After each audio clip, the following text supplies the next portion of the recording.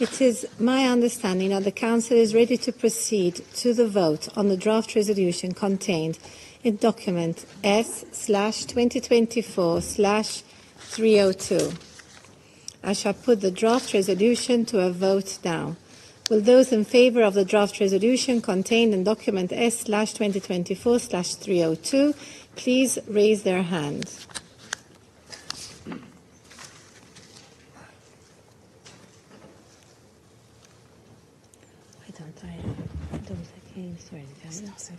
I don't have it there. Don't worry. Thank you. Those against? Abstentions?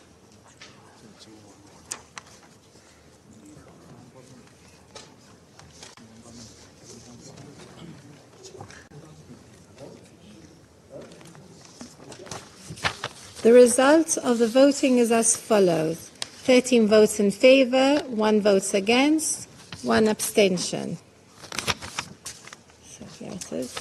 The draft resolution has not been adopted owing to the negative vote of a permanent member of the Council. Pass the floor to the Russian Federation. Madam President, unfortunately, the UN Security Council today did not manage to adopt a well-thought-through decision on using outer space exclusively for peaceful purposes. That was the thrust of the Russian and Chinese amendment, which was not adopted. It's very telling that neither in today's discussion nor earlier did the authors of the DR answer the question, what do they not like about our proposal? Which boils down to introducing a call not to place weapons of any kind in outer space. In other words, repeating my earlier metaphor, why do we need a roof if we haven't yet built the walls? What is the real, genuine reason that prompted them to submit to the Security Council such a strange draft resolution? It remains a mystery for many colleagues. Let's try to answer that question. The PR, when reading her pre-prepared speech, basically gave away the reason. She directly confirmed that the only reason why Washington introduced this amendment is to tarnish the Russian Federation. If the US is really so much in favor of using outer space for peaceful purposes, why did you vote against our amendment calling for a ban on weapons of any kind being placed in space, not just WMDs? Your silence on this matter is more telling than anything you could possibly say. The US is lecturing other states about the use of WMDs. That's rich. The PR asked us, why? Why? And we answered it. We want a ban on the placement of weapons of any kind in outer space, not just WMDs. But you don't want that. And let me ask you that very same question. Why? My US colleague, by the way, told us about her trip to Japan, including Nagasaki, and about the terrible consequences of nuclear bombings. Could I be so bold as to ask, could you enlighten us? Who conducted that nuclear bombing? The only time this was done in the history of humanity. Or perhaps our Japanese colleague can tell us all about it. A country which, as far as I recall, has never actually named the country which bombed it, as if those nuclear bombs which were dropped on Hiroshima and Nagasaki actually landed on Japan from outer space, out of nowhere. The US PR just said that President Putin has said on numerous occasions that the Russian Federation does not have any plans to place WMDs in outer space. She also said that not adopting this resolution has no impact on Russia's existing obligation not to place WMDs in outer space as per the 1967 Outer Space Treaty. But could Ms. Thomas Greenfield tell us why the US and Japan why did they submit this DR in the first place if it has no impact? Should we be introducing further such DRs in light of what your president said? It all becomes clear, or at least much of it, if we recall that the US and their allies announced some time ago plans to place weapons, including strike combat systems, in outer space. The use of force or threat of force in outer space, from space against Earth or from Earth against objects in outer space. This was directly mentioned in a number of space strategies of Western states. They're available, publicly available. Over the last few years, the US actively spoke out against any initiative geared towards Paros. A shining example is the fact that the US has been blocking for many years now a Russian-Chinese proposal on a treaty on the prevention of the placement of weapons in outer space, which was authored all the way back in 2008. The Russian Federation, and relevant experts are well aware of this, has pursued a completely opposite, a very constructive policy line.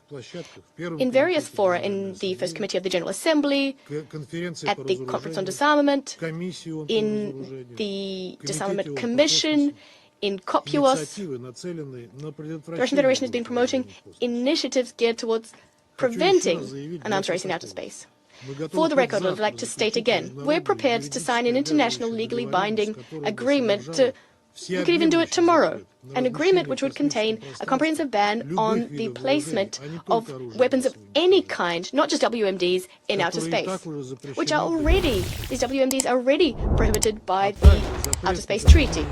We're also in favor on banning the use of force or the threat of the use of force in outer space, from space against Earth or from Earth against objects in outer space. The problem is that our Western partners won't agree to this. They are, in fact, actively, militarily exploring outer space. And lest they pull the wool over our eyes, let me state it for the record, they will not issue the militarization of outer space. The US delegation today proposed a DR without due regard for the Russian-Chinese proposal. This is just a politicized product, propaganda, which has nothing to do with keeping outer space for peaceful purposes. In doing so, Washington is clumsily trying to shirk criticism, shifting blame. Furthermore, it's a very convenient way of diverting attention from Washington's shameful veto on Palestine's attempt to achieve full membership, which meant that they couldn't fix this historical injustice against the Palestinian people. We shouldn't forget another very dangerous and nefarious component of the American draft. It's a clear attempt to use the Security Council to implement restrictions which haven't been set forth before anywhere, including the Outer Space Treaty. This sets a very serious legal precedent. The Security Council is not the place to do that. Discussions on outer space and decisions on this should be comprehensive. They should incorporate all members of the UN. They should be focused on preventing Paros and the rise of armed conflicts in outer space. Otherwise, this is clearly a blatant attempt to impose the opinion of one Security Council member on all other UN members of the Security Council and the rest of the UN. And in fact, the maintenance of international peace and security remains the prerogative of the UN Security Council. The Russian Federation remains duty-bound to the obligations it undertook under international law in outer space, playing along with aggressive plans, giving the green light to politicized initiatives. We won't engage in that. If Security Council members from Western countries have been pounding their chests, talking about the fact that they're committed to keeping outer space peaceful, if they're prepared to reaffirm this, not in word, but in deed, we're prepared to give them another chance. That is why we'll be submitting shortly an alternative draft resolution to the Security Council. we will begin negotiations thereon as well. We hope that all Security Council members will exercise common sense and will show their interest in the need to keep outer space peaceful. Hopefully this will override attempts to politicize such an important topic, important for planet Earth as a whole. I thank the representative of the Russian Federation and pass the floor to China. President, the first artificial satellite was launched by mankind 67 years ago, which marks the start of a long journey in the exploration and use of outer space. Today, outer space has become a global commons, where the interests of all countries are intertwined with a common stake, ensuring that outer space is used for peaceful purposes, preventing the weaponization of and an arms race in outer space, and avoiding the outer space turning into a new battlefield, has become the strong call and shared consensus of the international community. During relevant deliberating processes, it has been generally recognized that current security threats to outer space include both the possible placement of weapons of mass destruction, including nuclear weapons, and other types of weapons in outer space. Also, a certain country has defined outer space as a theater of war, accelerating its buildup of military forces in outer space and creating military alliances in outer space.